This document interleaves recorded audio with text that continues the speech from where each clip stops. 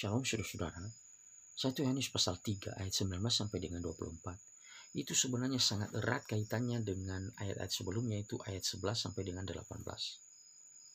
Di terjemahan lain misalnya di NIV, kita melihat bahwa ayat 11 sampai dengan ayat 24 itu ada di bawah perikop yang sama, yaitu mengasihi saudara. Bukan secara kebetulan bahwa penulis 1 Yohanes itu memberikan gambar figuratif tentang bagaimana kehidupan orang-orang yang belum berada di dalam Tuhan.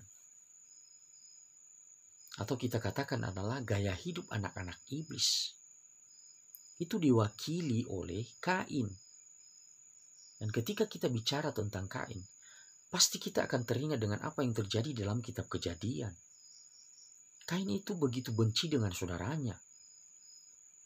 Ya, dan kebenciannya itu mewujud melalui tindakan brutal dan sadis, yaitu pembunuhan. Dia membunuh Habel.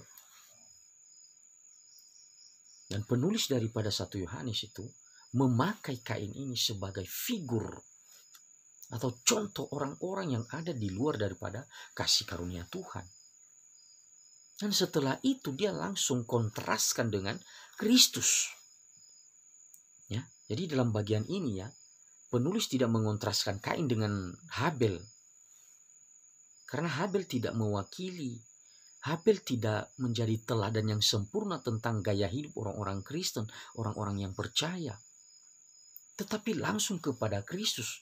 Karena Kristuslah adalah contoh, teladan yang sempurna tentang cara hidup orang-orang percaya di dalam dunia ini. Apa yang terjadi dengan Kristus? Kristus tidak punya kebencian dengan saudara. Bahkan dengan sukarela memberikan nyawanya untuk kita, untuk orang lain. Dia tidak pernah mengorientasikan segala sesuatu pada dirinya. Tapi dia serahkan kepada Bapa, kehendak Bapa. Kita tentunya ingat bagaimana Yesus bergumul di Taman Getsemani. Dan dia mengungkapkan perasaannya bahwa semuanya adalah di dalam kehendak Bapa. Dan penulis daripada 1 Yohanes ini mengontraskan Kain yang orientasi hidupnya adalah dirinya sendiri, yang merupakan gambaran figuratif daripada orang-orang yang ada di luar Tuhan, figuratif daripada anak-anak iblis, dan dikontraskan dengan Yesus yang adalah gambar teladan yang sesungguhnya. Bagaimana orang Kristen, bagaimana orang-orang percaya menjalani hidupnya. Nah, tentunya Bapak, Ibu, dan Saudara yang dikasihi oleh Tuhan. Apa yang dikatakan oleh penulis daripada 1 Yohanes ini menegaskan kepada kita bahwa tidak mungkin engkau ada di dalam Tuhan, tidak mungkin engkau ada di dalam pemerintahan Kristus kalau engkau tidak mampu menyatakan di dalam perbuatan-perbuatan yang real bahwa engkau mengasihi saudaramu. Ya, kalau kita mengaku percaya kepada Tuhan, mengaku sebagai anak-anak Tuhan, mengaku sebagai pengikut Kristus, maka tidak mungkin tidak. Kita harus mampu menunjukkan bahwa kita adalah anak-anak Tuhan melalui apa? Melalui sikap kita mengasihi saudara-saudara. Nah, di dalam bagian ini, coba perhatikan misalnya di ayatnya yang ke-17. Di situ dikatakan, barang siapa pun mempunyai harta duniawi dan melihat saudaranya menderita kekurangan tetapi menutup pintu hatinya terhadap saudaranya itu, bagaimanakah kasih Allah dapat tetap di dalam dirinya? Ya. Jadi penulis memberikan semacam karakteristik daripada kehidupan orang yang dikuasai oleh Tuhan itu harus tampak wujudnya di dalam tindakan-tindakan aktual. Yaitu yang paling sederhana di dalam bagian ini, penulis mengatakan mengasihi saudara. Ya. Maka ketika kita ada di dalam jalan yang seperti itu, artinya kita ada di dalam perilaku yang seperti itu, kita dipimpin oleh Kristus dan kita dimampukan oleh Tuhan untuk berbuat mengasihi saudara, maka penulis berkata di ayat 19 bahwa kita berasal dari kebenaran. Artinya tidak perlu ragu, engkau harus yakin bahwa jalan itu adalah jalan kebenaran. Teruskan, lakukan, lebih giat lagi untuk melakukannya. Itu maksud daripada penulis. Ya. Jangan kendor, jangan undur, jangan takut dengan berbagai macam tuduhan. Kenapa? Ya, kadang-kadang kita sebagai manusia yang lemah ya, iblis itu bisa menggoda, bisa mengganggu, bisa menghadirkan pikiran-pikiran yang negatif tentang diri kita. Ya, yang meragukan perbuatan-perbuatan kita yang didorong oleh cinta kasih itu tadi. Ya. Sampai-sampai ada orang yang menganggap dirinya, menilai dirinya begitu rendah. Dan dia mungkin akan berpikir bahwa apa yang telah dikerjakannya itu semua sia-sia. Lalu putus asa. Lalu kembali lagi di dalam gaya hidup yang lama. Ikut arus lagi seperti Kain. Nah, penulis daripada 1 Yohanes memberikan penegasan kepada kita. Yakinlah bahwa ketika engkau ada di dalam jalur itu, engkau telah melakukannya. Berarti engkau ada di dalam kebenaran. Jangan ragu.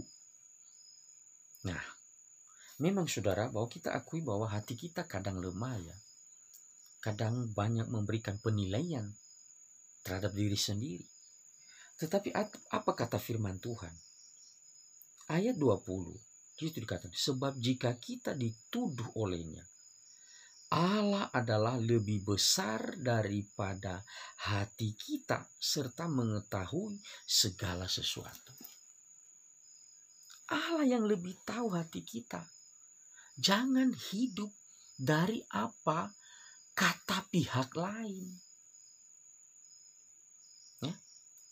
Seringkali iblis memakai orang lain ya untuk menuduh kita bahwa hidup kita belum berpadanan dengan Kristus. Hati-hati saudara. Ya. Banyak orang hidup itu sesuai dengan perkataan orang.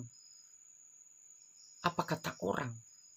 Nah, sekarang pertanyaannya, apakah kita mampu menyenangkan semua orang? Sehingga tidak ada orang yang berkata jelek tentang kita. Sehingga tidak ada orang yang memberikan penilaian buruk tentang kita. Gak usah terlalu pikirkan itu. Ya, kita harus akui bahwa kita memang buruk. Kalau bukan karena kasih karunia, kita tidak ada apa-apanya di hadapan Tuhan. Dan kita tidak mampu mengerjakan apa yang Tuhan kehendaki. Ya. Jadi di dalam bagian ini penulis memberikan penegasan kepada kita. Udahlah, yakini bahwa engkau ada di dalam Tuhan. Kerjakan apa yang Tuhan kehendaki melalui tindakan-tindakan nyata seperti itu. Dan engkau, ketika engkau melakukan itu, engkau berada di dalam kebenaran.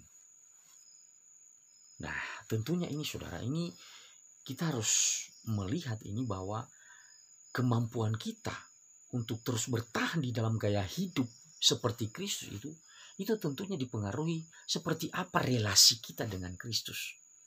Jadi relasi ini juga menentukan cara hidup kita.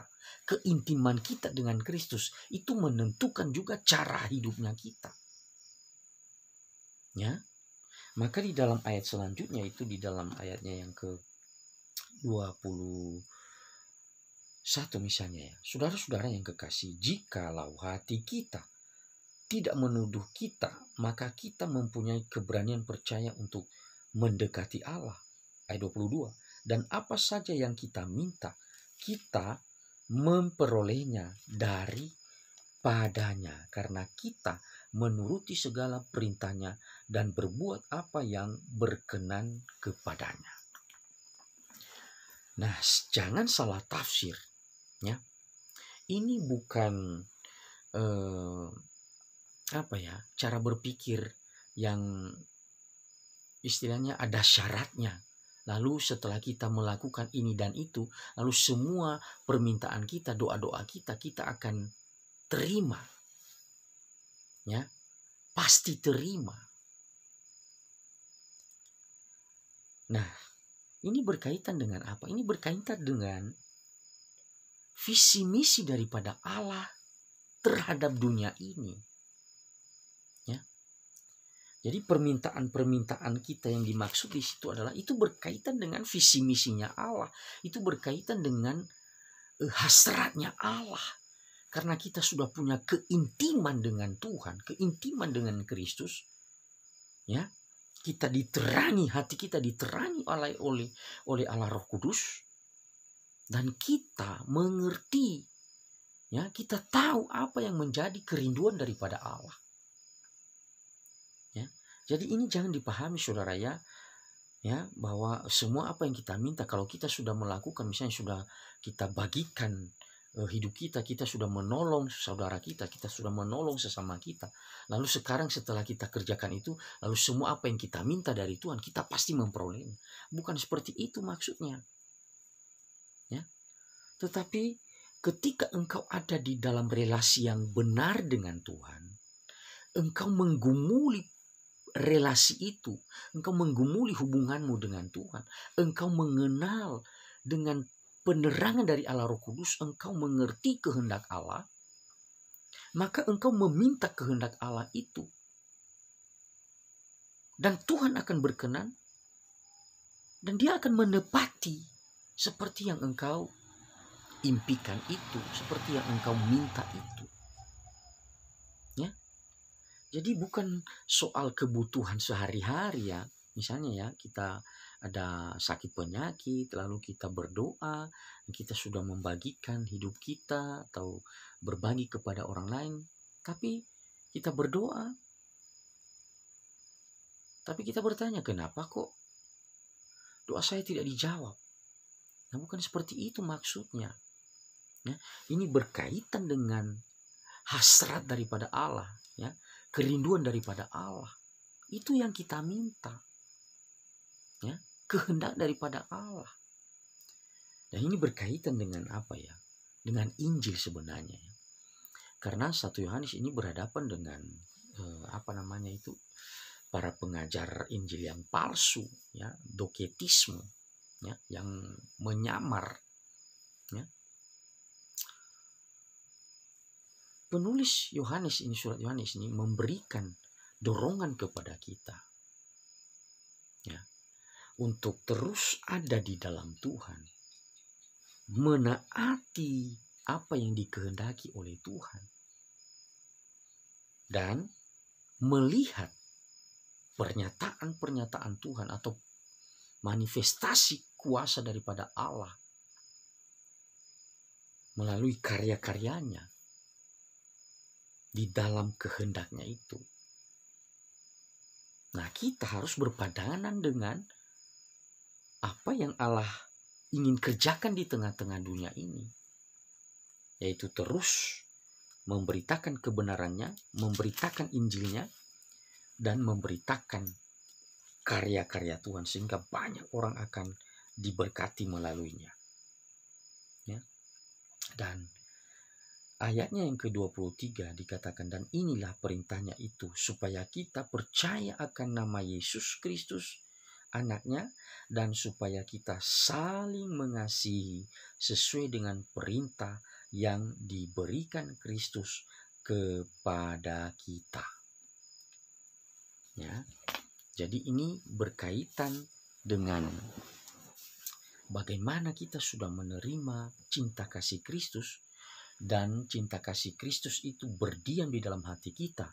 Oleh kuasa Roh Kudus, dia akan memampukan kita untuk melakukan tindakan-tindakan yang nyata untuk menyatakan cinta kasih kepada orang lain. Tuhan Yesus memberkati. Amin.